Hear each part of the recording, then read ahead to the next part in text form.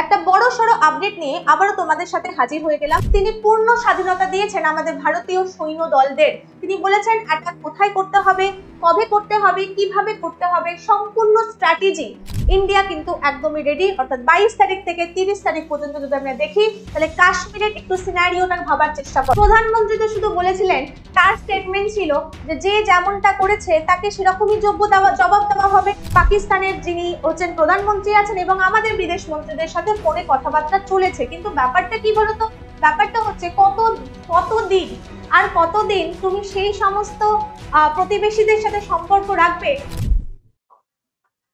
একটা বড় সড়ো আপডেট নিয়ে আবারও তোমাদের সাথে হাজির হয়ে গেলাম WBPSC वाला চ্যানেলে।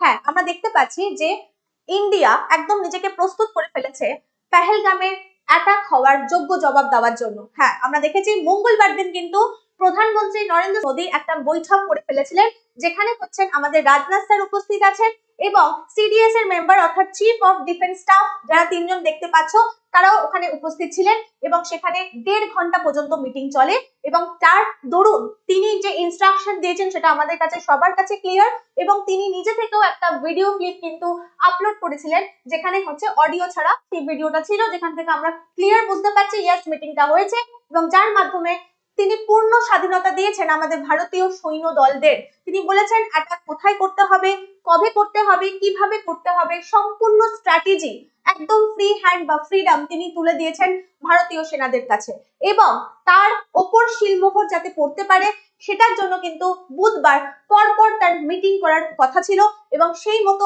আজ বুধবার সকাল 11টা থেকে কিন্তু তার প্রস্তুতি শুরু হয়ে গেছে এবং আমরা দেখতে পাচ্ছি যে প্রাইম মিনিস্টার কিন্তু তার সাথে প্রথম যে মিটিং তিনি করবেন তিনি হচ্ছেন সিসিএস এর মেম্বারদের সাথে করবেন, অর্থাৎ ক্যাবিনেট কমিটি অন সিকিউরিটিতে যে মেম্বার আছেন 4 জন মন্ত্রী এবং তিনি সেই মিটিংটা এর আগেও আমরা দেখেছি যখন ইন্ডাস ট্রিটি ক্যান্সেল হয়েছিল এবং এখনো আমরা দেখতে পাচ্ছি যেখানে আবার তারা মিটিং এ বসেছেন এবং এরপরে যে মিটিং এ বসার কথা প্রাইম মিনিস্টারের সেটা হচ্ছে আমাদের সিসিই এর সাথে, অর্থাৎ ইকোনমিক অ্যাফেয়ার্স এর যে মেম্বাররা রয়েছেন তাদের সাথে মিটিং হওয়ার কথা।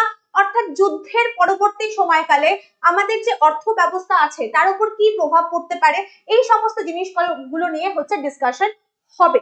এবার থার্ড মিটিং যেটা আমরা জানতে পাচ্ছি যেটা ক্যাবিনেটের সমস্ত মেম্বারদের সাথে হবে, অর্থাৎ বাকি যারা মন্ত্রীরা রয়েছেন সেখানে উপস্থিত থাকবেন এবং প্রধানমন্ত্রী কি করবেন, তিনি যে ডিসিশন নিয়েছেন বা যা আলোচনা হলো এই সমস্ত মিটিং এর মাধ্যমে সেটাকে তিনি ব্রিফ করবেন বাকি মেম্বারদের কাছে। অর্থাৎ বুঝতে পারছো ইন্ডিয়া কিন্তু একদমই রেডি। অর্থাৎ 22 তারিখ থেকে 30 তারিখ পর্যন্ত যদি আমরা দেখি তাহলে কাশ্মীরের একটু সিনারিওটা ভাবার চেষ্টা করো। সেখানে যে সমস্ত পর্যটন কেন্দ্র রয়েছে প্রায় 48টা পর্যটন কেন্দ্র, যেখানে হচ্ছে আমরা বেশি পর্যটকদের দেখতে পাই, সেই সমস্ত স্থানগুলোকে কিন্তু লক করে দেওয়া হয়েছে এবং আরো অনেক কিছু কিন্তু আমরা দেখতে পাচ্ছি স্টেপ নেওয়া হচ্ছে। এবার তার মধ্যে থেকে আমি একটু বলতে চাইছি পাকিস্তানে কেমন অবস্থা।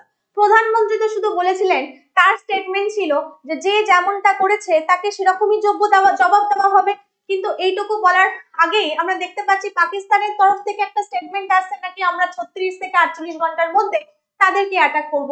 তাহলে ভাবো যে আমরা বলি না একটা কথা আছে, ঠাকুর করে কে না আমি তো কলা খাইনি, সেরকম একটা ব্যাপার চলছে।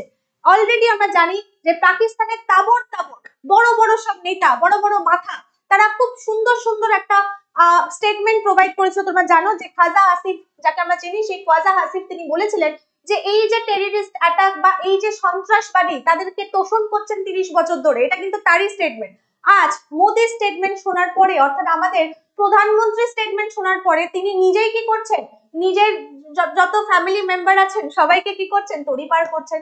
তার মানে বুঝতে পারছো পাকিস্তানের অবস্থা। এই সূত্রে বলে রাখি অনেকেরই এখন চিন্তা ভাবনা থাকবে যে আমাদের প্রতিবেশী দেশের সাথে কি করা উচিত, সম্বন্ধ ভালো রাখা উচিত এবং যেটা হচ্ছে অনেকেই হচ্ছে এটাকে কি করছে, অনেকে এটাকে সহমত পোষণ করছে, হ্যাঁ আমাদের সম্পর্ক প্রতিবেশীদের সাথে ভালো রাখা উচিত এবং যার জন্য আমরা বুঝতে পারছি যে সেটা কিন্তু অলরেডি একটা কি করে নিয়েছেন, অলরেডি কিন্তু একজন যিনি আমরা দেখতে পাচ্ছি রাষ্ট্রসংঘের মহাসচিব, তিনি কিন্তু ফোনে কথাও বলে নিয়েছেন। ঠিক আছে, ফোনে কথা বলে নিয়েছেন আমাদের যিনি হচ্ছেন পাকিস্তানের যিনি হচ্ছেন প্রধানমন্ত্রী আছেন এবং আমাদের বিদেশ মন্ত্রীদের সাথে ফোনে কথাবার্তা চলেছে। কিন্তু ব্যাপারটা কি বলতো, ব্যাপারটা হচ্ছে কতদিন আর কতদিন তুমি সেই সমস্ত প্রতিবেশীদের সাথে সম্পর্ক রাখবে যারা ফ্রেন্ডশিপ বা বন্ধুত্বের মানেই বোঝে না, তাকে তুমি সাহায্যের হাত বাড়িয়ে দেবে? সাহায্যের হাত তো আমরা বাড়াতে চেয়েছিলাম বাবা, সাহায্যের হাত আমরা বাড়িয়েছি 1999 সালে, যখন আমাদের অটল বিহারী বাজপেয়ী জি ছিলেন। কিন্তু তাতে কি লাভ হয়েছে আমরা দেখে নিয়েছি।